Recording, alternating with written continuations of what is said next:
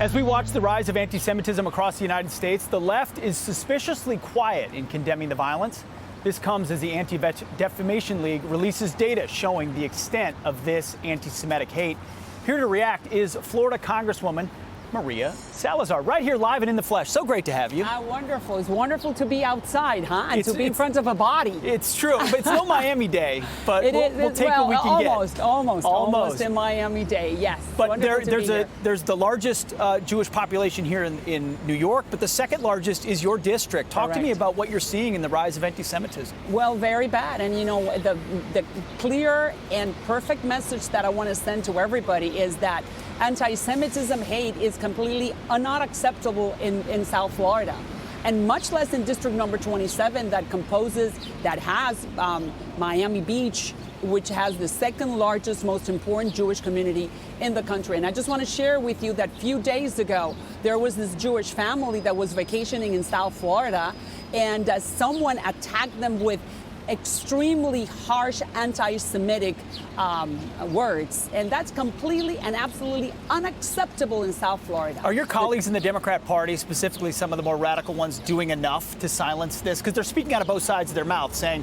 you know, what Israel's doing in Gaza is terrorism, but we should condemn anti-Semitism as well. Absolutely is not, and that's why we're seeing 500% increase in anti-Semitic crimes and anti-Semitic words and events and attacks, and we don't like that. Absolutely. Well, I want to get to another topic because people may not know, in a previous career, you were an award-winning journalist. I used to do this. Or people do know she's a pro.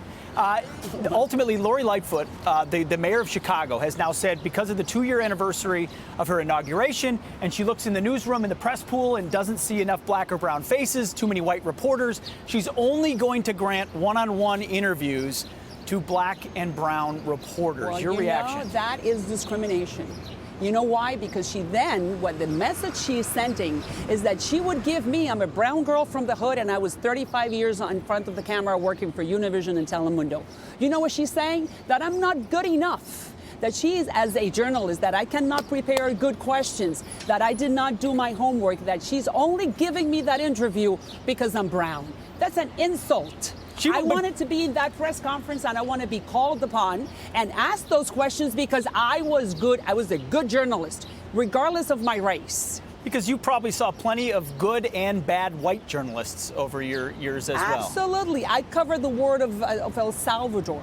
And many of the white journalists, people from the very big news organizations, would not dare to go where I would go because, you know, I knew the folks and I spoke the language. And you know what happened? ABC and CBS would come to us to ask for the footage because we had such great pictures. So there was no discrimination. When you're good at your job and you really know what you're doing, you get the interview. So I'm so sorry for the mayor, but she's sending the wrong message. Very well said.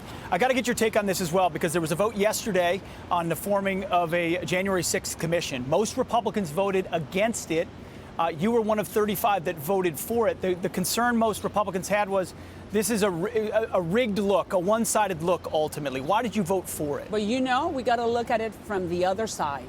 It's the first time that we're going to be able to really investigate with 5 Dems and 5 Republicans under oath, notables from both parties, that they were going to be able to ask questions to the Sergeant at Arms, to the Chief of the Capitol Police, and ask them under oath, not on television, what they knew, why they did not accept or accepted security reinforcements, more police, more people to come, because they knew that there were intelligence reports that some type of commotion was going to happen at the Capitol that day. So this has nothing to do with the former president.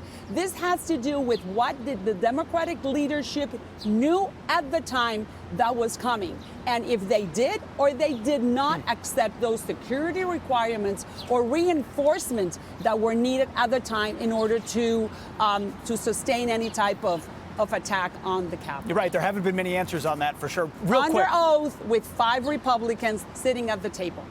ultimately the chair would be a Democrat, and a lot would be directed by but that. Then the Republicans will not accept any type of witch hunt against the former president or any other member of the Republican Party. And otherwise, then the Democrat and leadership, the Speaker of the House, Nancy Pelosi, then she will be able to manipulate or move the information any way the Democrats want it. Well, we could not have scripted a better guest for all three of our topics this morning. Thank you so much. A total pro. Come on. You can tell she's done Hey, I TV. paid my rent doing this. Now I'm serving the people of District Number 27, specifically my Jewish community. Now we're paying your rent and your fight. Appreciate it so much, Representative.